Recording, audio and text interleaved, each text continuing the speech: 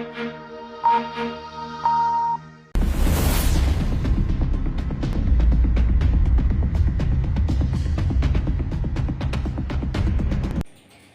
College के hostel का मुद्दा गरमाया हुआ है।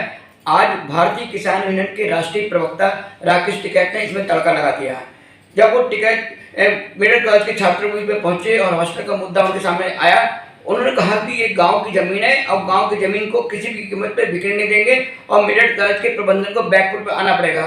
हम छात्रों को हर हाल में हॉस्टल में प्रवेश कराएंगे, इसके लिए चाहे भारत कुछ भी करे। भारत टिकैत अलग रंग से है। उन्होंने क्रांतिवीर और अग्निवीर को बीच में जोड़ा। उन्होंने कहा जो अग्निवीर है आज के, वो आने वाले समय के क्रांतिवीर हैं और सरकार को बताएंगे कि क्या निर्णय उनके सही है क्या गलत है।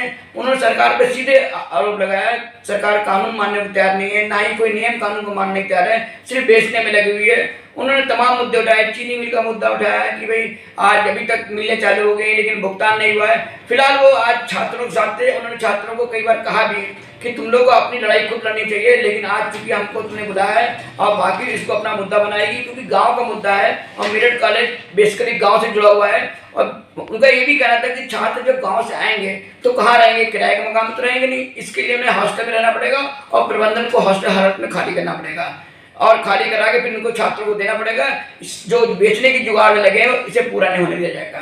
हॉस्टल क्या वैसे खुले करे, हॉस्टल में तो भाई घुसना पड़े, इनमें जाना पड़ेगा। हॉस्टल में तो भीतर अपने आप ही, अगर हॉस्टल ये नहीं खोल लेंगे तो ये बड़ा किराए पे भाई कहाँ रहेंगे, इनका किराया दे दो भाई, सरकार मैनेजमेंट डीएम साहब इनका किराया दे दो, नहीं तो ये तो भीतर जाएंगे, इन्हें भीतर छोड़ खाऊंगे, इनके कमरे दुआ खाऊंगे अंदर, और न ये बिल्डिंग बिकने की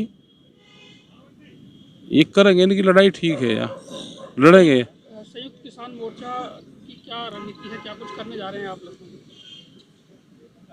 ये पूरे देश भर में राजधानियों पर प्रोग्राम है। गवर्नर को ज्ञापन दिए जाएंगे, हक पत्र वो दिए जाएंगे अपने। उत्तर प्रदेश से लखनऊ जाएंगे, उत्तराखंड में भी जा रहे हैं नरेश जी।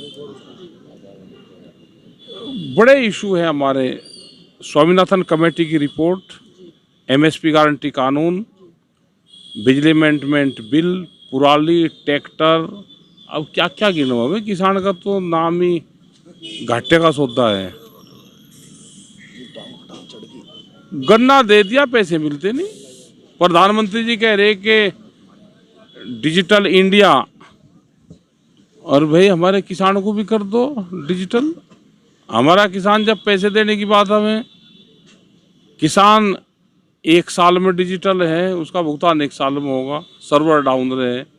और जब हाँ गन्ने वाला, और जब इनको लेना हो तो पेट्रोल पंप पर चले जाओ, तुरंत कट जा, सर्वर डाउन किसी का होता ही नहीं, किसान का हो। ये समस्या आ रही, बड़े आंदोलन देश में फिर होंगे। एमएसपी पर कानून को लेकर देख रहे थे, बन ही नहीं पाया। बड़े नहीं, क्योंकि व्यापारियों की सरकार है, उनको नुकसान होगा। 800 रुपये क्विंटल में धान खरीदा जाएगा, एमएसपी पर 2000 रुपये, तो भाई 1200 रुपये क्विंटल का घाटा होगा। तो सरकारों के जो सिपे सलार हैं ये, इनको नुकसान होगा। बड़े व्यापारी जो लगे हुए हैं, इनको ज़मीन देनी है, इनको सस्ते में अनाज देना है, तो इन्हीं का ही काम चलेगा देश में। गरीब आदमी और ज़्यादा गरीब होगा, महंगाई कहाँ जा रही। अग्निवीर क्या, 4 साल में क्रांतिवीर आओगे, तैयार रही हो वे, क्रांतिवीर आओगे बन गए, सब कुछ सीख साख का होंगे। क्या क्या लग रहा है जो अग्निवीर योजना है, ये कितनी कारगर है? हाँ ठीक है। आपको क्या 1 साल हो गए नौकरी को? मैं तो आपसे पूछ रहा हूँ। नहीं, मैं भी तो पूछा क्या 1 साल हो गए, अभी तो बताऊंगा ना, सवाल में तो सवाल लिख रहा। 16 साल हो गए। आप बन जाओ अग्निवीर भाई, अग्निवीर कोई बनना चाहता हो तो अपना नाम जरूर लिखवावे। जय अधिकारी है जितने, इन्हें बनवा दो, किसी नेता को बना दो अग्निवीर। कोई नहीं बनना चाहता, मतलब अग्निवीर ये बने जो 4 साल की भर्ती होगी, उस पर बहुत ज्ञान दे रहे सब अधिकारी, उसके फायदे गिनवाते हैं। ये देश को तोड़ने का काम करेंगे। जो इनकी साजिश है, बेहद खतरनाक साजिश है। इनसे बच के रहना। ये बीजेपी RSS वाले जिसके भी चले जाओ उसका सारा पता ले ले, भाई जी करके उसके घर में घुसे पहले, फिर उसका पता ले तेरे रिश्तेदार कहाँ हैं, भाई जी वो तो वहाँ पे है। और अगर वो इनके यहाँ भर्ती नहीं होगा फिर उसका इलाज भी करे, उसका पोस्टिंग वहाँ करेंगे। मतलब एक आदमी का इलाज कर रहे, तो भाई इनसे बच के रहियो। ये सब को तोड़ रहे हैं एक आदमी को। आप कई बार कह चुके हैं कि एक बड़े आंदोलन की जरूरत है, बड़ा आंदोलन तो होगा। ये तो सारा ये आंदोलन तो है भाई, ये युवा हैं। वैचारिक क्रांति देश में होगी, और जब भी किसी देश में दुनिया में वैचारिक क्रांति होती है तो परिवर्तन करते हैं।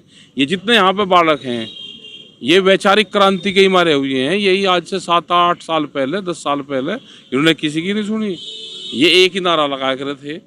अब यही नारा लगाओगे, खालिस्तान बादशाह मुर्दाबाद का नारा यही लगाओगे। अब किसानों की किसी समस्या का समाधान हो रहा है इस सरकार में? ये समस्या का कोई समाधान नहीं हो रहा। ये जैसे किसानों को कहते थे ना कि खालिस्तान, अब ये भी नारा लगाओगे झूठिस्तान का बादशाह। बहुत बदनाम करे किसानों को इन्होंने। वो चाहे दिल्ली वाला मामला हो चाहे कहीं का ही मामला हो, ये बदनाम करने की साजिश रचते हैं। हर पैर में छड़ है इनके। कुछ नहीं हो रहा, गन्ना किसानों का भी कुछ नहीं भुगतान हो रहा। कुछ शुगर फैक्ट्री है कि भुगतान दे रही और कुछ शुगर फैक्ट्री भुगतान देती नहीं। सब सरकारों की सह है इनको। जनवाणी न्यूज रूम से ज्ञान प्रकाश।